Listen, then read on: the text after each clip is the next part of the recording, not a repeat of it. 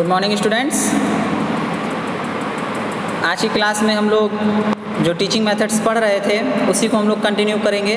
हम लोगों ने लेक्चर मेथड को पढ़ लिया था, यानी कि व्याख्यान विधि को हमने किसे कहते हैं, व्याख्यान विधि क्या होती है, और उसके कुछ गुण और दोष को भी हम लोगों ने पढ़ा था। आज हमारी जो सेकेंड मेथड है, जो दूसरी विधि है, वो है प्रदर्शन विधि, यानी कि डिमॉन्स्ट्रेशन मेथड। प्रदर्शन अंग्रेजी शब्द डिमॉन्स्ट्रेशन शब्द का हिंदी रूपांतरण है। मीन्स डिमॉन्स्ट्रेशन को इंग्लिश में रिप्रेजेंट किया गया है, उसी का हिंदी में हम लोग कहते हैं प्रदर्शन,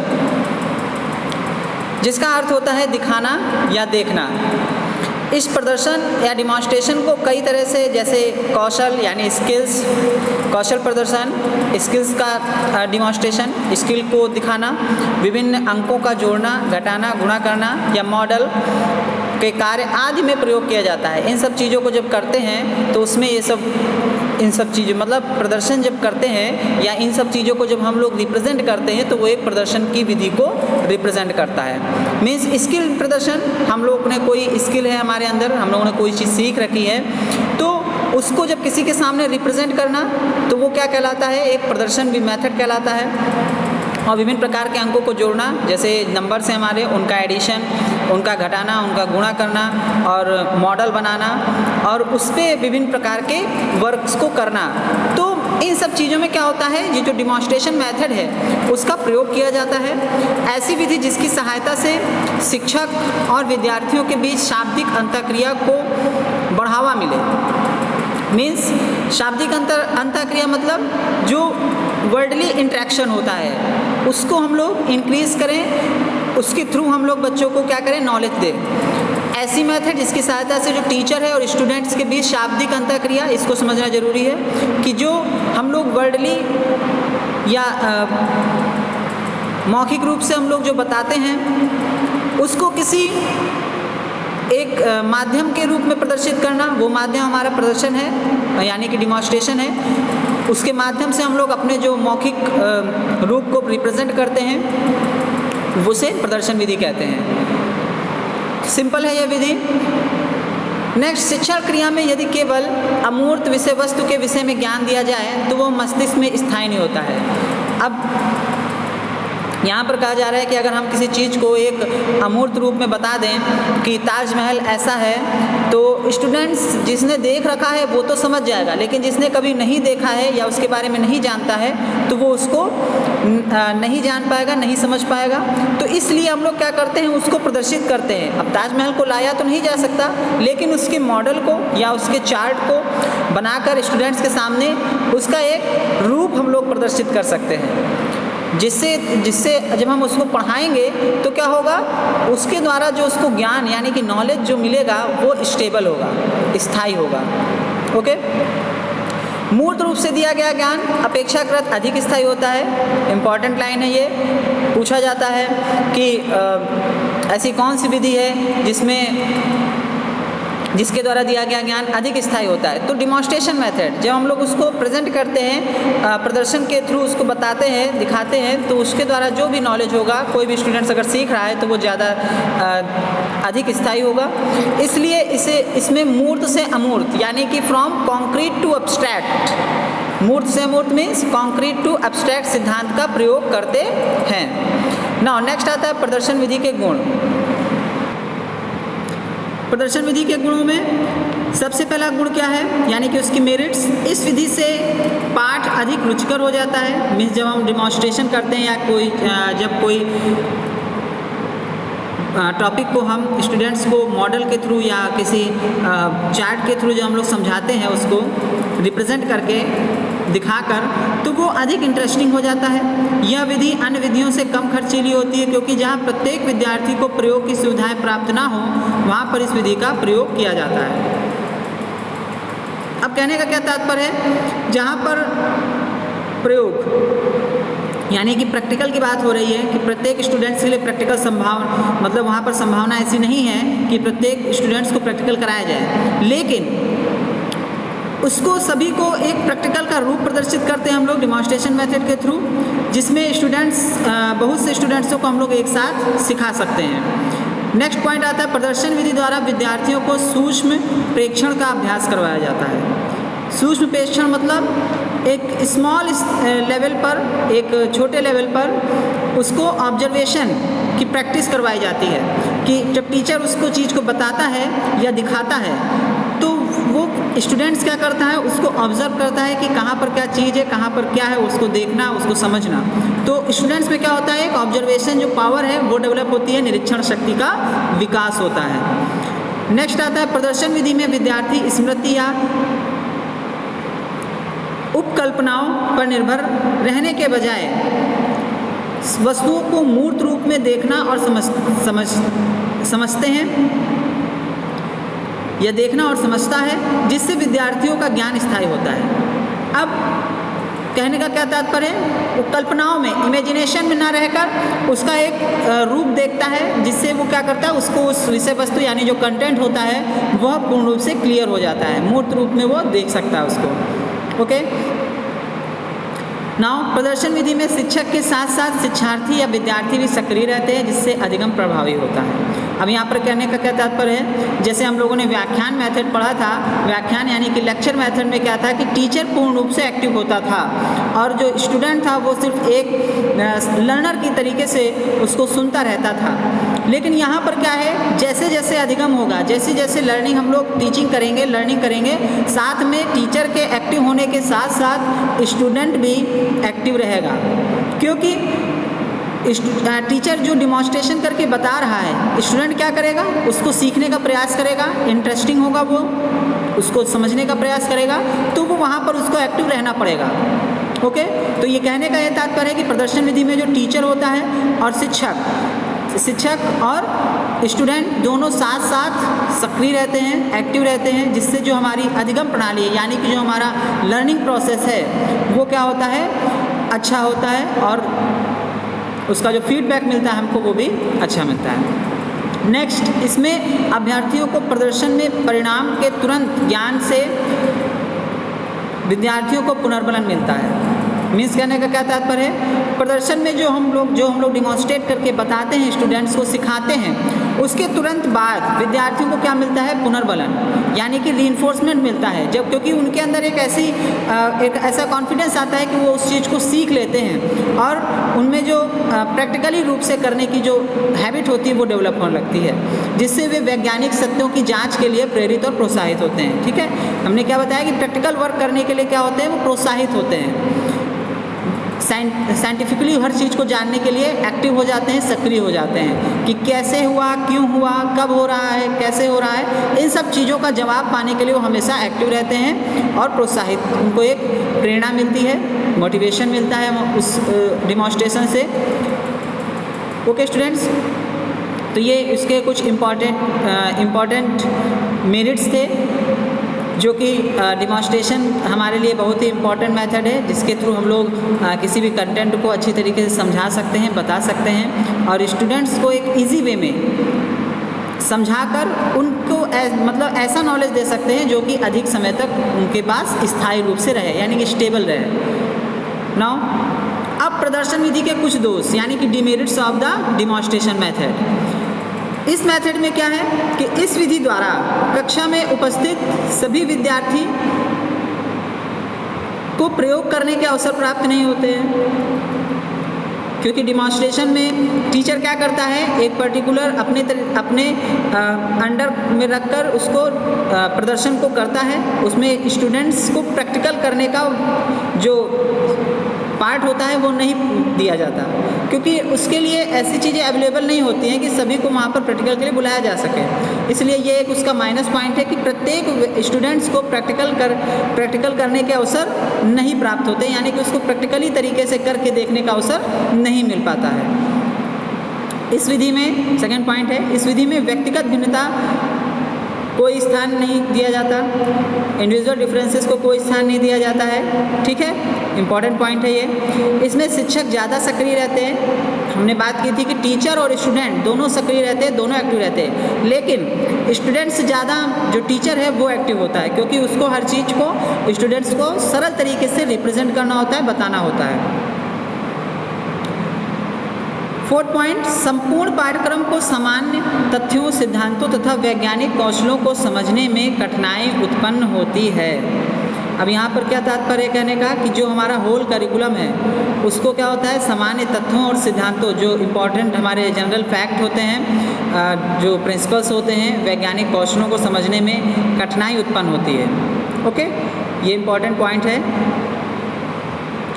5th पॉइंट, सभी विद्यार्थियों को उपकरण के विभिन्न अंगों को देखने व जानने का अवसर प्राप्त नहीं होता है। अब टीचर एक क्लास में एक जगह पर सेंटर में क्लास से खड़े होकर उस चीज़ को बता रहा है, लेकिन सभी स्टूडेंट्स जो होते हैं उनको जो उसमें उपकरण यानी कि जो टूल्स हैं, उस डिमॉन्स्ट्रेशन जो किया जा रहा है उसके टूल्स को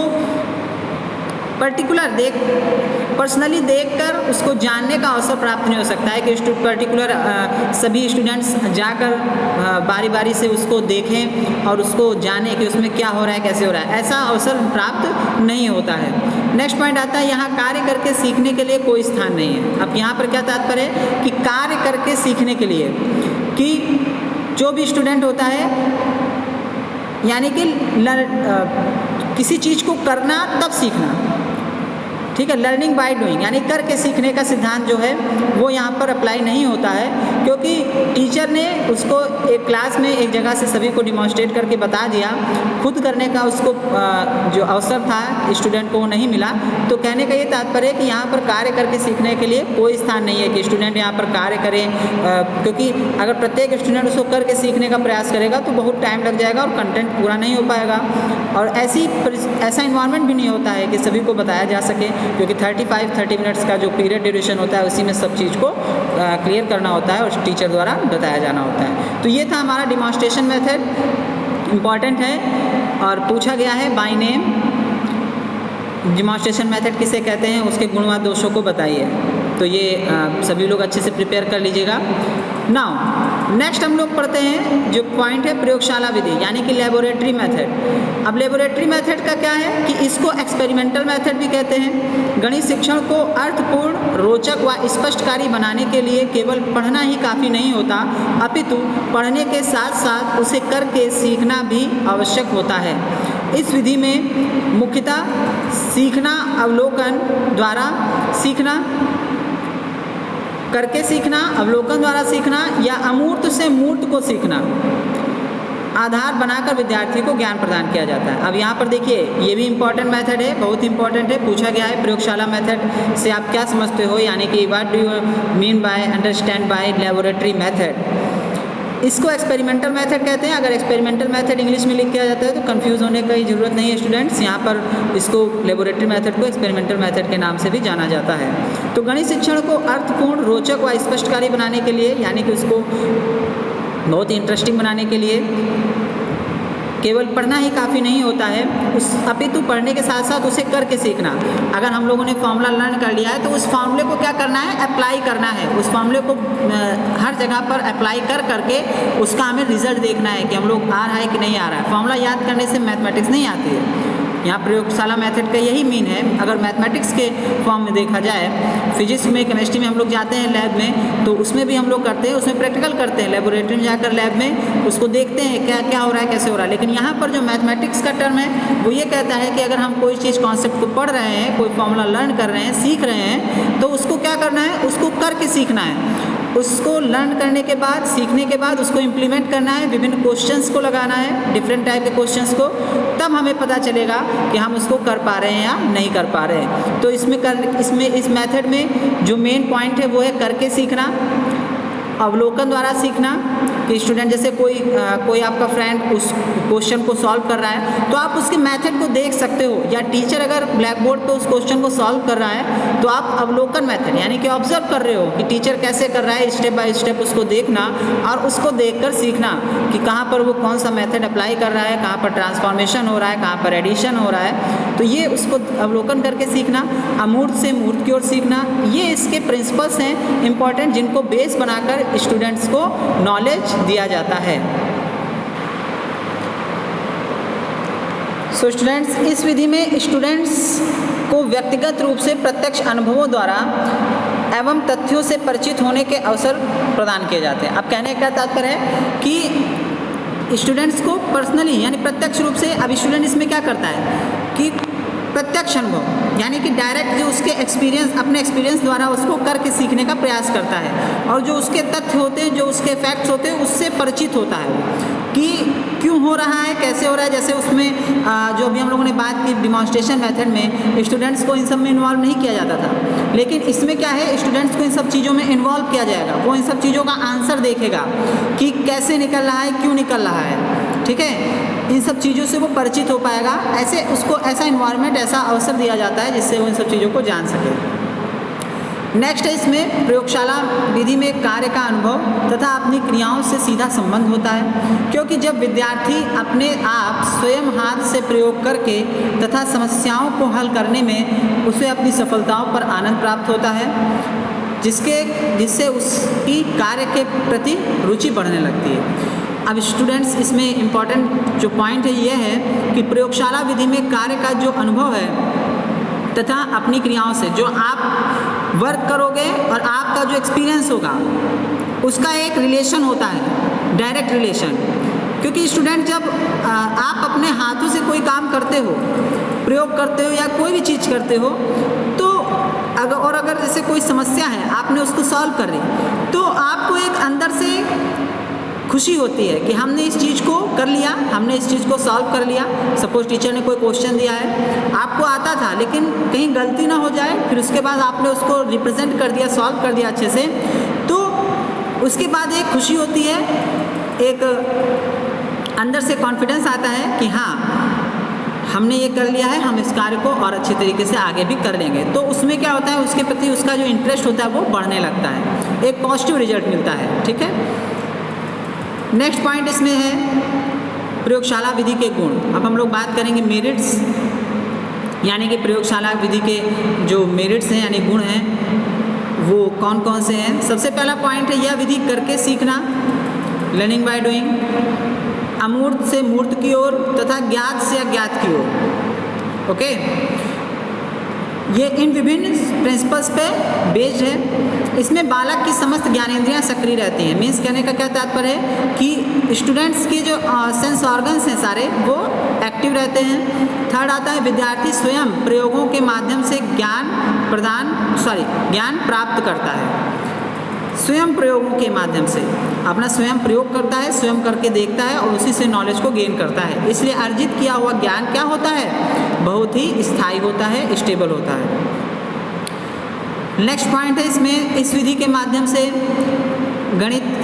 विद्यार्थी गणित के स्थूल तथ्यों को आधार प्राप्त करते हैं। मीन्स कहने का तात्पर्य है कि ये जो मेथड है इसके माध्यम से स्टूडेंट्स गणित के जो इम्पॉर्टेंट फैक्ट्स होते हैं मैथ्स के, उनको एक बेस मिलता है, उसको वो गेन करते हैं कि वो कैसे हो रहा है। जैसे हमारी जो आइडेंटिटीज़ हैं, हमारी सर्वसमीकाएँ हैं, a + b का whole square is equal to a² + 2ab + b square, वो किस तरीके से हुई हैं, किस तरीके से उनको प्रूफ किया गया है, इसमें ये भी हमको पता चलता है। नेक्स्ट पॉइंट आता है समस्या समाधान योग्यता का विकास होता है, problem solving ability. Problem solving ability का उसमें स्टूडेंट्स में क्या होता है, डेवलपमेंट होता है। स्टूडेंट्स प्रॉब्लम को सॉल्व करना सीख जाता है और डे बाय डे जब उसको सॉल्व करता रहता है तो उसके अंदर एक कॉन्फिडेंस डेवलप होने लगता है, तो वो हर चीज़ को सॉल्व करना की जो उसकी अंदर योग्यता है वो विकसित होने लगती है।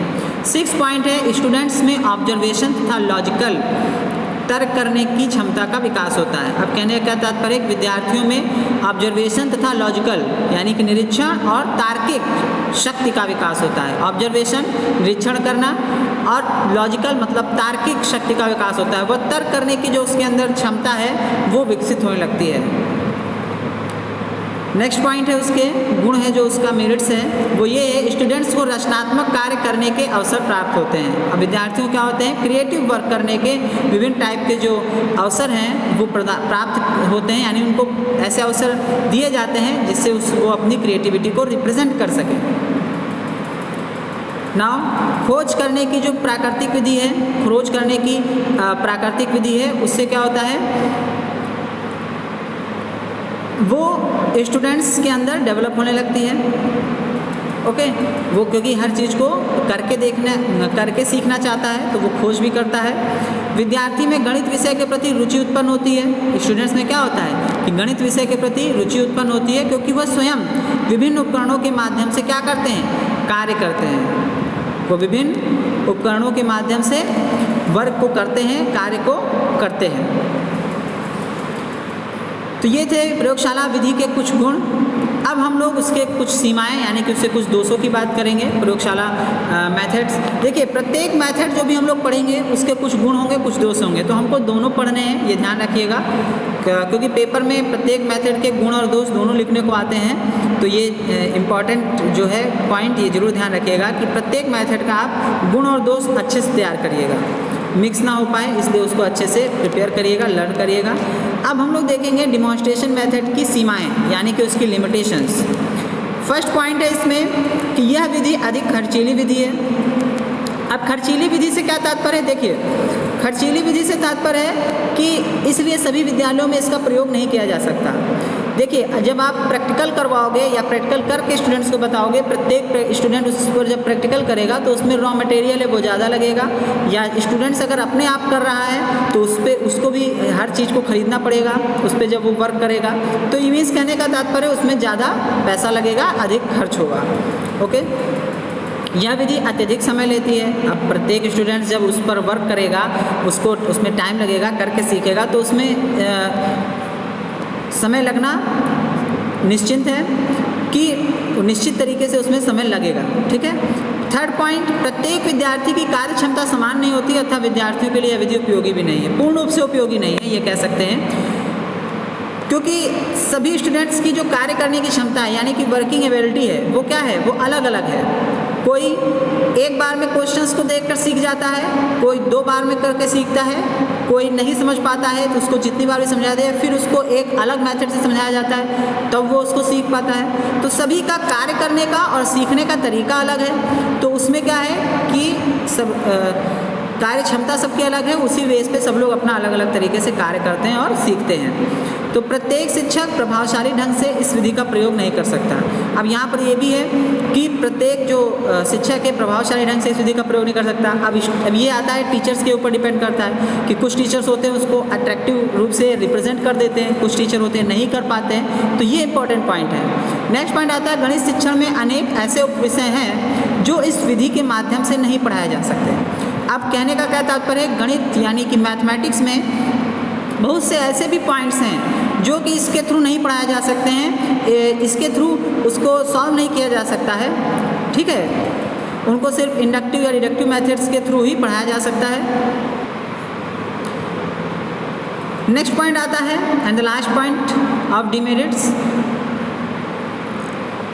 अधिक समय लेने के कारण इस विधि के द्वारा संपूर्ण पाठ्यक्रम को खत्म नहीं किया जा सकता। अब यहाँ पर क्या कहने का तात्पर्य है कि अधिक समय लेने के कारण, देखिए अब यहाँ पर जब हर प्रत्येक बच्चा जब उसको हम लेबोरेटरी में एक ही 2 इंस्ट्रूमेंट पर अगर सभी बच्चे वर्क करेंगे, प्रैक्टिकल करके सीखेंगे, तो उसमें क्या होगा, जो संपूर्ण पाठ्यक्रम है उसको हम लोग टाइमली नहीं ख़त्म कर पाएंगे और समय से उसको हम कवर भी नहीं कर पाएंगे। तो ये इसकी इम्पॉर्टेंट डिमेरिट्स हैं जो कि उसके रिप्रेजेंट करती हैं कि उसकी सीमाएँ क्या हैं यानी उसके दोष क्या हैं। तो प्रयोगशाला विधि में हम लोगों ने देखा कि इसको एक्सपेरिमेंटल मेथड भी कहते हैं और इसमें जो मुख्य सिद्धांत थे करके सीखना, अवलोकन द्वारा सीखना या अमूर्त से मूर्त के आधार पर बनाकर ज्ञान प्रदान किया जाता है। तो ये इंपॉर्टेंट प्रिंसिपल्स हैं और इसके जो कुछ इंपॉर्टेंट हमने गुण बताए थे वो भी आप लोगों को लर्न करने और दोष। तो ये इंपॉर्टेंट दोनों हमने आज पढ़े। आज हम लोगों ने 2 मेथड सीखे, कौन कौन सा, सबसे पहला डिमॉन्स्ट्रेशन मेथड और दूसरा फिर लेबोरेटरी मेथड। तो इसको आप अच्छे से प्रिपेयर कर लीजिएगा। इसके आगे जो नेक्स्ट मेथड्स हैं वो हम लोग नेक्स्ट क्लास में डिस्कस करेंगे। Okay students, thank you.